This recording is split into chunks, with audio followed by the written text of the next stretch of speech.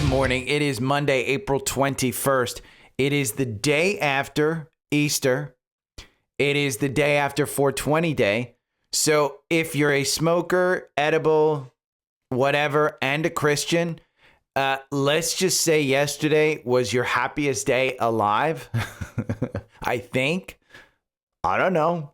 I mean, 420 to me, 420 day, celebrate it every now and then. Could be interesting.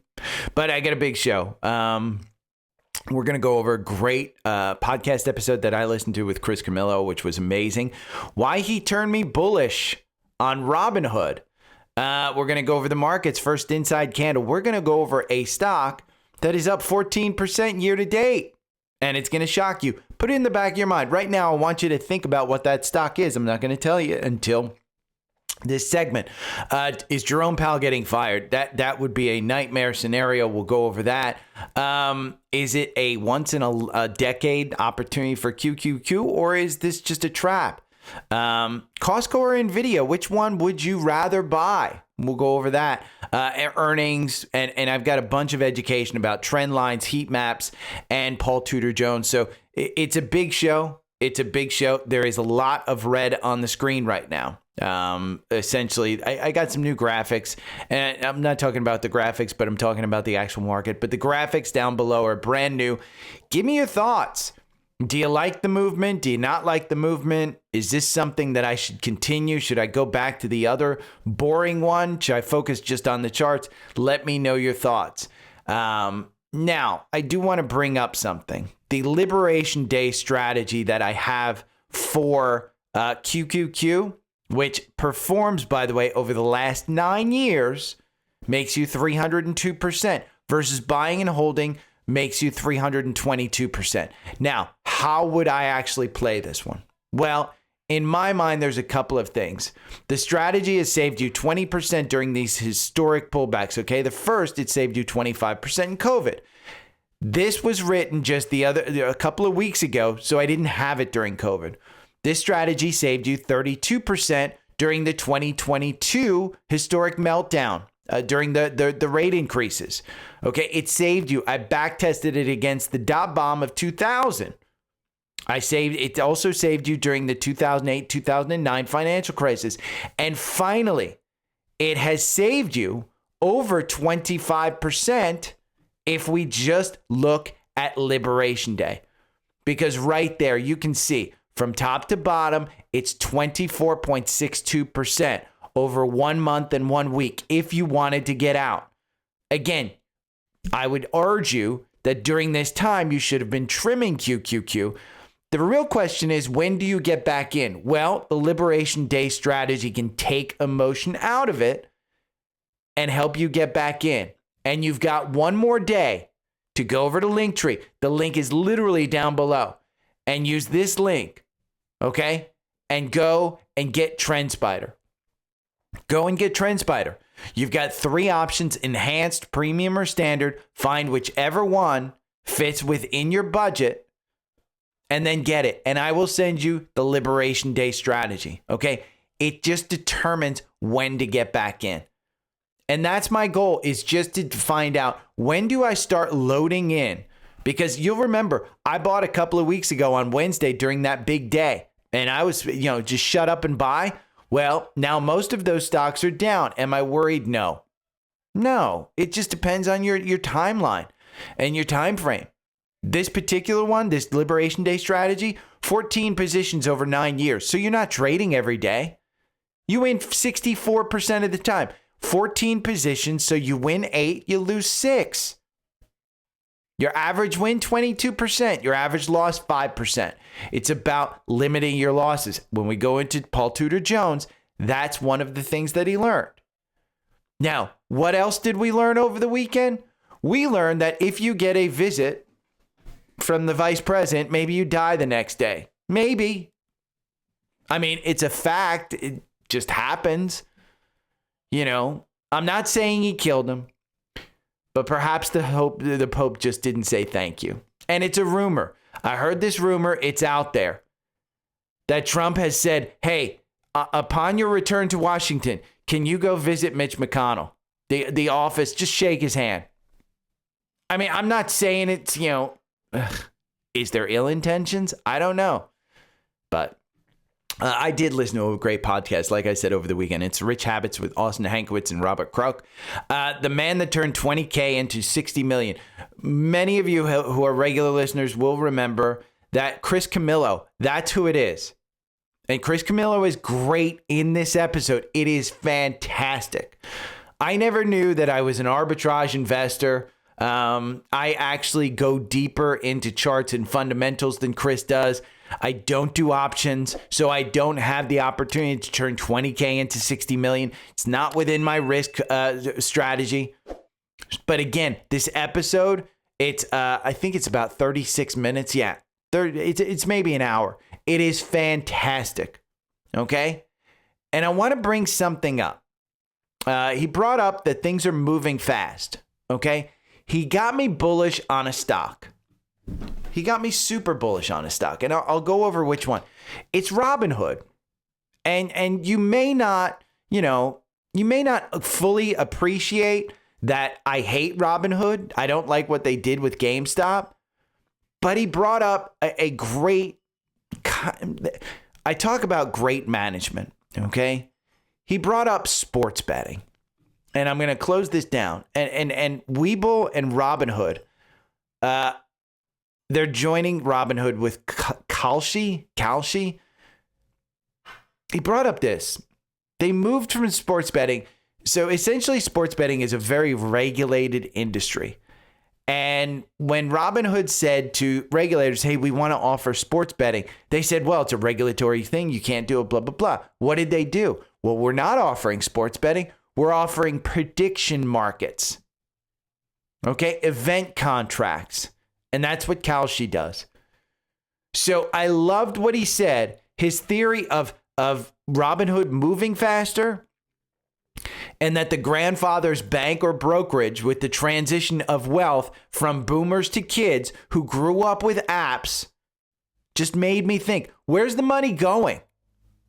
And I joke often about betting your 401k money on who will win the Giants preseason game, football match, or in the XFL or whatever game I was watching this weekend. But that may be what people want. And JP Morgan is too slow to do it. Robinhood could do it. Now, 4-hour algorithm, again, if you had Trendspider, got you in at 40, you're at 41 right now. 4-hour algorithm makes you 392% over the last 24 months. 22 positions. It's a toss-up. It's a coin flip. 50% win, 50% lose. So 11 win, 11 lose. But your average win is 22%. Your average loss is 5%. That's how you make more over 24 months. So take emotion out of it and use the 4-hour algorithm in Trendspider. Again, this is key to understanding. Is this a long-term strategy? Is it a short-term strategy? I actually think I want Hood as a long-term strategy. Now, is it overvalued? Of course. Have you missed the run? I don't think so. The valuation right here, the PE, 28 times forward earnings. And if it's a bank, if it's a financial, the average, the sector median is 9. So it's trading expensively. But Chris brings up, they are just doing things quicker. They are moving. They're not scared. And I like that. I like that. Robinhood is right there. Charles Schwab is just above it. But is Hood within your risk tolerance? Maybe. Maybe not. But I did, again, if you want to know why I think that, go and listen to that episode. I thought it was fantastic. Webull, same thing. They just went through with a SPAC. I won't invest in a SPAC until we get more financials and more data. So that's it. So when I brought up my tax loss harvesting plan about a month ago, I specifically said, hey, the sell in May and go away. That saying may just be, hey, sell in April. I thought Trump would be pushing tariffs for a while, and Trendspider just built a strategy around sell in May and go away. They backtested it. Okay, long SPY, September 1st, exit June 1st. 1993 to 2017, You make 518% with that strategy versus 462% with buy and hold. 2017, you may say, well, it's not fair to go all the way back to 1993. 2017 until now, you make 44% versus plus 161% buy and hold. Okay? Recently, it just hasn't held up. And I think you're going to see that the administration, I think, is going to manipulate the market a little bit for rallies like you saw a couple of weeks ago. Okay? But if you are a little bit more prone to sell in May and go away, the strategy over the last, 1993 to 2017 worked. Are we back in that kind of market?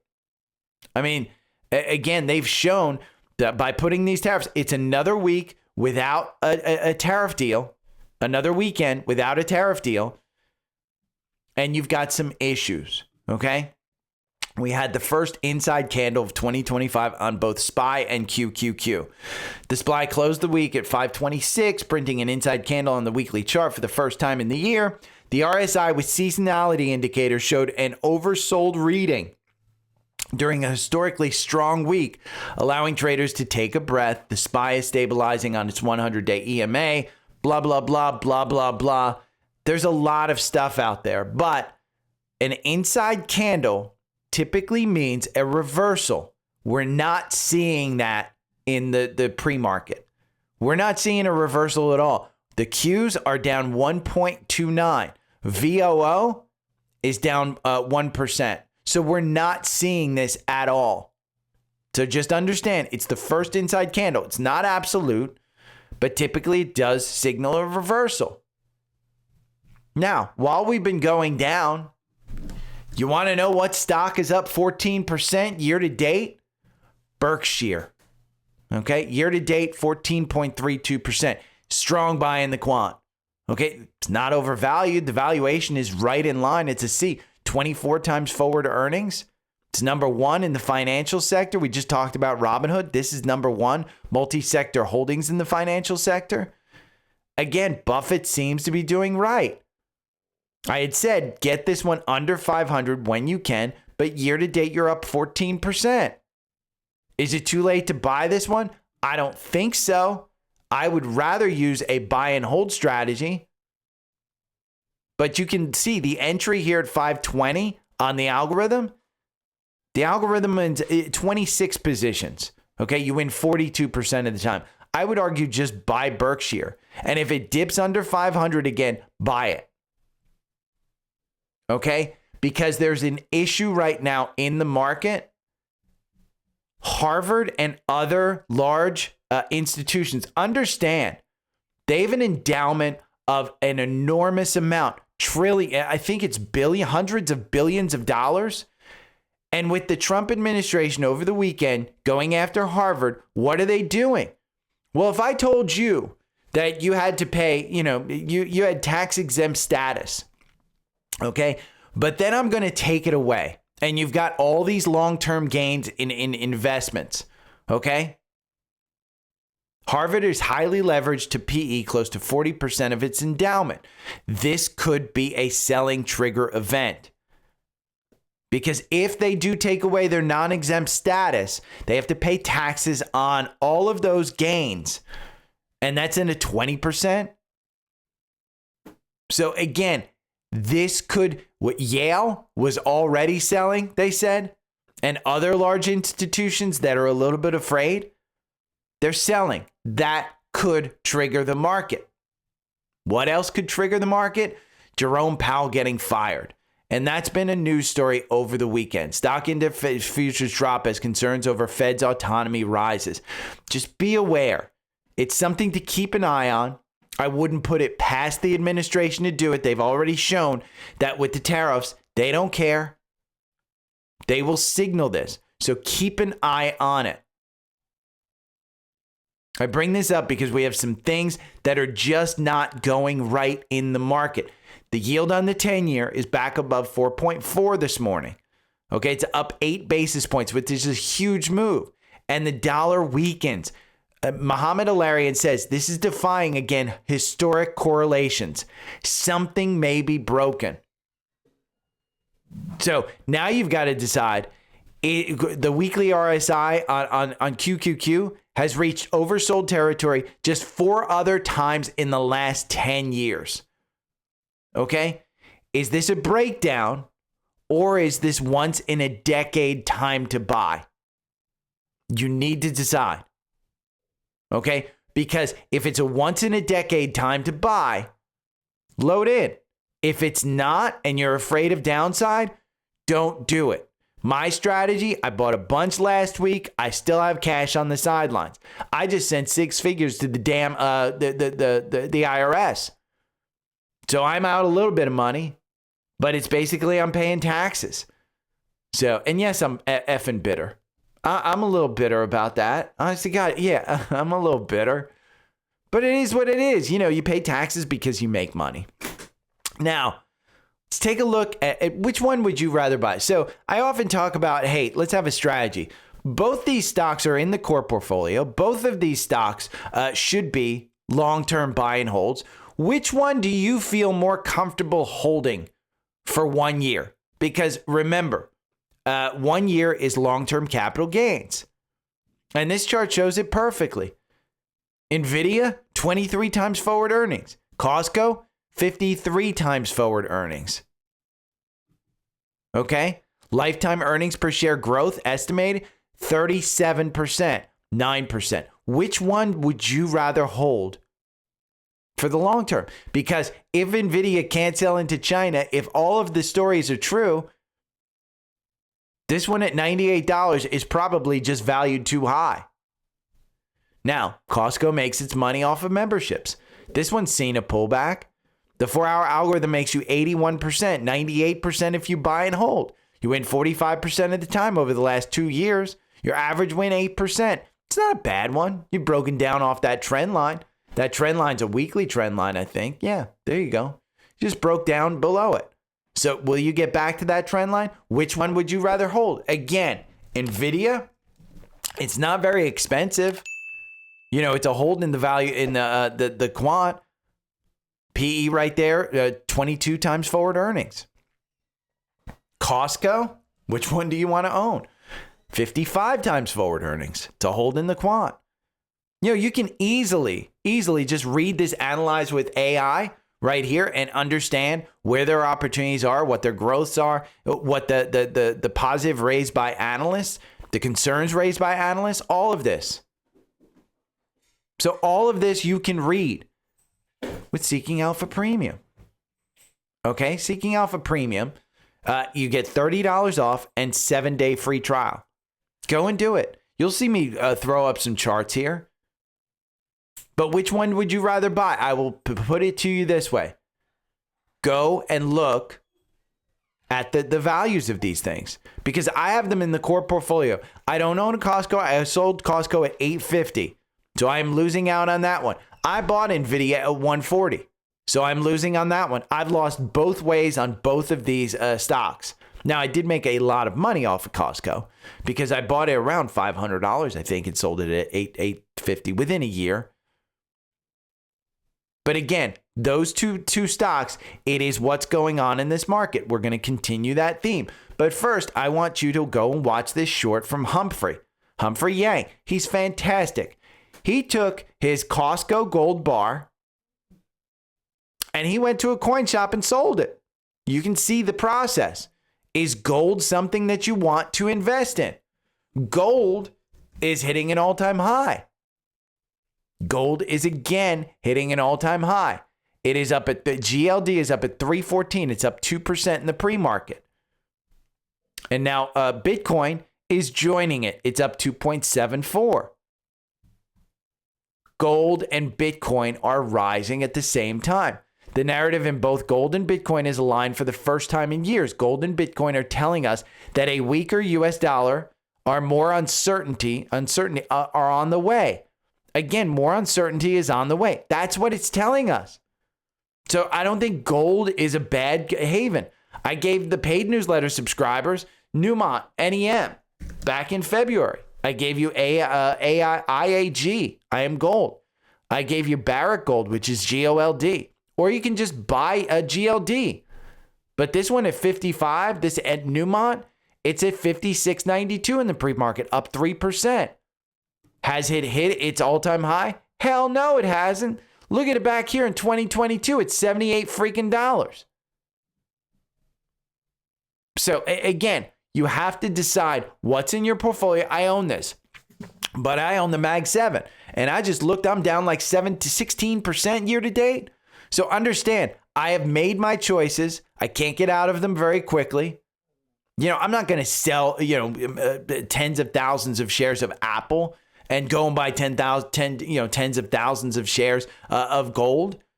But I'm managing my portfolio as best I can. And I do have exposure to that. Now I want to look at value versus growth.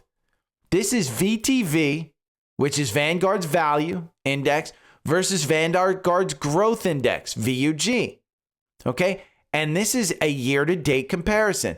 VTV is down 3%. This is total performance. VUG is down 14%. So that would indicate that value is outperforming.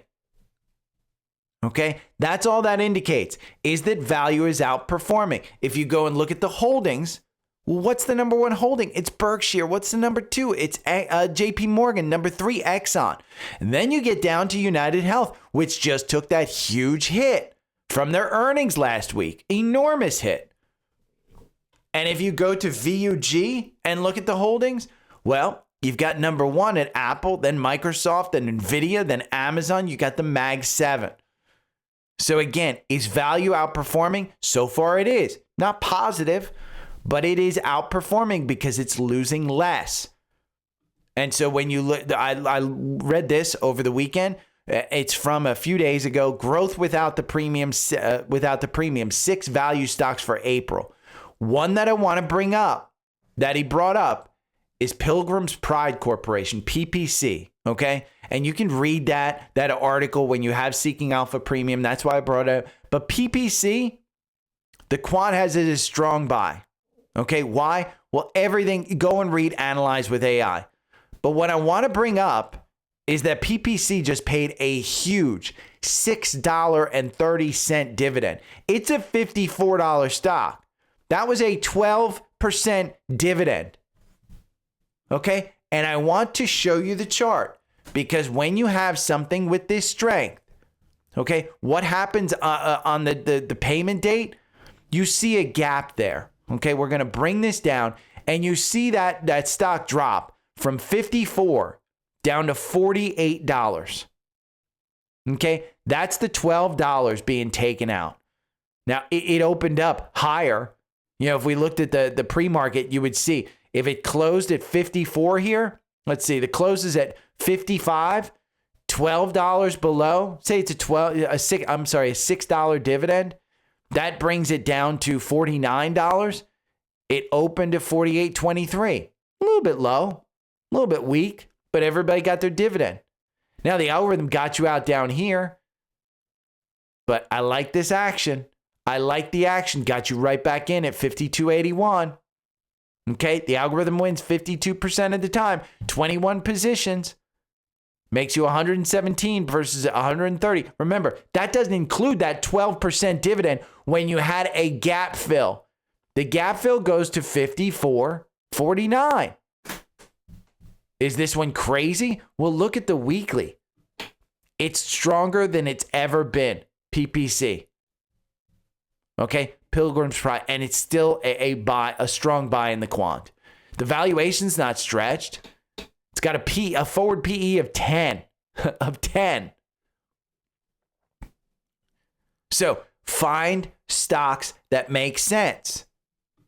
Here, Broadcom and Marvel are the top picks heading into earnings season. Well, maybe that's within your thing. They're all big down big. Chips are just not doing well. And you've got huge earnings week this week. Okay? I listed out, I went through last night and I just listed out some names that I'm looking at by day. And I'm not going to go over all of these names. And the reason I'm not going to go over them is because you're in an uncertain market. I don't think in an uncertain market for me, and remember, the podcast is mostly about me and my strategies. I'm not out there trading on everything. I sold half my position in Netflix, okay, at nine. I think it was $9.80 is the price that I paid. It's trading at $9.91. It went all the way up to almost $1,100 in pre-market. But I just felt, hey, I'm going to take 100% gain. I think it was around 100%. Maybe it was like around 120, somewhere in that neighborhood. It was a big, big gain. I'm going to take the gain. And I'm going to buy back in if I want to. Netflix is typically just, insulated. But here they go over all of these earnings. They bring up AGNC on Monday. They bring up Tesla on Tuesday. Tesla is huge. If you think that Tesla did really well, would they really be branding themselves? That's what they're calling this, not an earnings thing. They're talking about rebranding. And I think they're going to move specifically away from the car business, and they're going to say we're a robotics and AI business. I think that's exactly what they're going to try and do. Then Wednesday, you have AT&T. Thursday, Google. Okay, and Friday, you have Schlumberger. Monday, today, after the bell, I brought up Waste Management. You can go over to Earnings Hub. Say you don't have Seeking Alpha and you can't read that article. Just go over to Earnings Hub, and you'll see the entire list of what's up there. And you can read my list. Waste Management, today after the bell. SoFi, Spotify, Coke, Four Payments, Royal Caribbean, Eat, Brinker. I just bought a bunch of Brinker. They're reporting on Tuesday. Visa, Starbucks, Snap. Wednesday, GE Healthcare, which has just underperformed all the healthcare stuff. Microsoft, Meta, Hood, Qualcomm, Sprouts Farmers Market. Thursday, Google, Lilly, MasterCard, Roblox, Peloton, Southern Company. I think it's, Georgia. I know it's my power company, Southern. Dominion Energy, Apple, Amazon, MicroStrategy, Airbnb, Reddit, Melly, which is a favorite. Okay, Melly reports. This is the Amazon of Latin America. I like this one. Did you get it under 2,000? Because right now it's at about 2,100. Algorithm got you in there at 1960. Their earnings are coming up. And then Friday, you got big freaking earnings on Friday. PayPal, McDonald's, Exxon, Chevron, Fubo, Corning, GLW, SMCI, Lemonade, Powell. So you've got a lot on Friday, this entire week. This is one of the biggest weeks of earnings season. Look at all of those symbols. Pick your name. Go and research it. I'm just warning you that I don't think that there's going to be a hell of a lot of guidance out there that, oh my God, we're killing it. Netflix said we're comfortable with our guidance. That's why they're getting rewarded. Now, from an education standpoint, you don't want to be a trader? That's fine. You don't need to be a trader. Even an investor should understand trend lines. And Tori bases her entire trading on trend lines. Go and watch these videos. She just does trend lines. That's it. She doesn't look for anything other than trends. She doesn't care about the actual fundamentals of a stock. Trend lines. It's a great strategy. Understand how she does it. And if you don't understand trend lines, again, Trendspider has this great thing called heat map. Okay? Go and read up on heat maps. There's a whole blog about it. But if you can't see, okay, ignore those white lines. And just say you ignore those white lines. Look at where it clearly turns to dark black. Okay? And you have a bottom or a top. Dark black, top. Dark black, bottom. Dark black, bottom. Dark black, top. Dark black, bottom. Okay? The path of least resistance. This is Costco. This is Costco, and it's a daily chart. So, again, Trendspider is on sale. You've got just a limited amount of time to sign up for it, another couple of days. But it is such a good tool. And now, again, on the education side, right here, Paul Tudor Jones. He's famous. He's a famous billionaire. And he burned accounts to $8 billion trading legend. Okay, he's made over $8 billion. There's some points, and it goes over his entire history here, how you can go over it and hear from him. But the legendary 1987 trade, he's super well known for that 1987 point. He predicted Black Monday, said things. This is the video. Said things were overvalued, timed it perfectly. He started a fund with $30,000 in 1980. $30,000. Okay. The key ones that I took away from this is number 6, his biggest loss. Biggest loss, 70% of his fund in one catastrophic trade. Here's how unbelievable a failure turned him into a trading legend. In 1979, this was before he started a fund. He was a young, ambitious trader making bold bets in the cotton market. One fateful trade almost destroyed his career. Placed an enormous, highly leveraged long position, confident the market was on the verge of a rally. Instead, prices collapsed. The quote, "I knew immediately the market was going down and it was my blood that was going to carry it there," he recalled. As the market plummeted, he scrambled to exit his position, but it was too late. That's right before he started his fund. Now, number 7, what does this teach us? Discipline is crucial.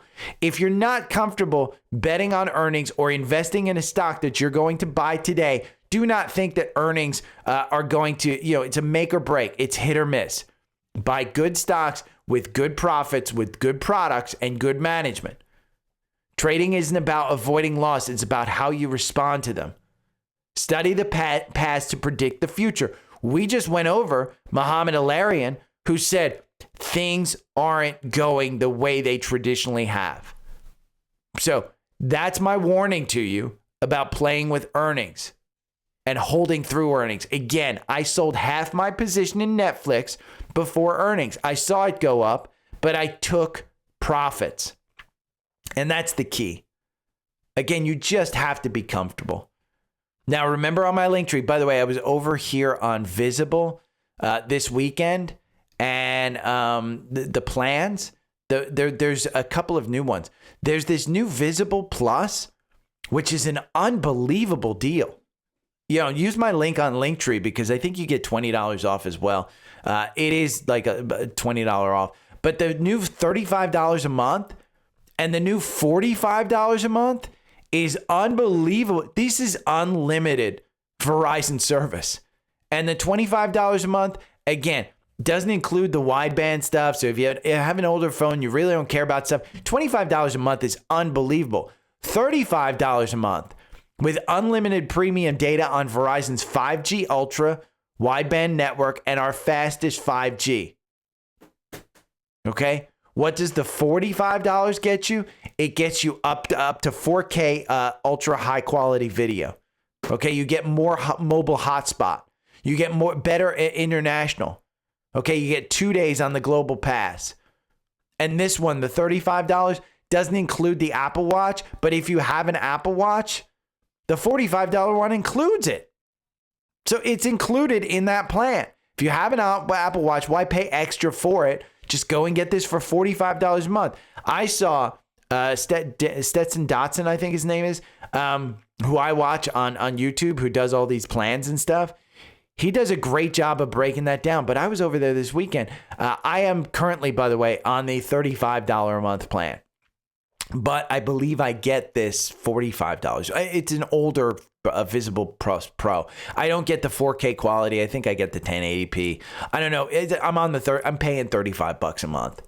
But this is my plan. So on the link tree, there's a bunch of stuff, including the newsletter, where I put some fun stuff this weekend. Again, the NVDA, which one's cheaper? A little, penny lookalike is what I did. And then Cramerica Industries. I met with the CEO and his assistant Darren this weekend, and we pushed a giant ball of oil out a window. For anybody that's a Seinfeld fan, it will make sense because there's a marine biologist who named Art Vandelay who just wrote a book about shrinkage. Again, I was just having fun, with some stuff, some fun images there and stuff. But again, it's not just a newsletter. It's a whole platform. And if you want to see all the posts, all the stuff here, just go to dailystockpick.substack.com. You can see it the weekends thing. I did do a fire podcast prior. So these are 3 older episodes of the podcast. I gave you the link to Spotify, Apple, and YouTube. And if you have any questions on fire, it's financial independence, retire early. The 3 episodes are how to find your fire number, expenses, and income. I couldn't think of something else to do. Again, it was years ago, a few years ago, after I had a couple of years under my belt. I now have 5+ years of retirement under my belt. And you may say, well, you're doing a podcast, you're not retired. I would do this shit for free. Honest to God, I did it for free for a very long time. So, and I wrote back in early 2023. That was when I did it. So if you have any questions, hit me up, find the newsletter. It's all right here on Linktree. Let me know what you think again about the new graphics down below, but it's linktr.ee/dailystockpick. If you have any questions, my email's up in the upper right-hand corner. Reply to an email on the newsletter that you get. Get everything. You know, again, the tools that I have provide me some good stuff. So if you have any questions, hit me up. Every morning I wake up to the sound of the trading bell. My heart starts to pound. Daily stock pick trading podcast in my ears, guiding me through my hopes and fears. Tune in daily, don't miss a single show. Sign up for the newsletter, let us help you grow. Taking risks, making moves, seeking success. Together we'll conquer, no room for any less. Every morning I wake up to the sound of the trading bell. My heart starts to pound. Daily stock pick trading podcast in my ears, guiding me through my hopes and fears. Tune in daily, don't miss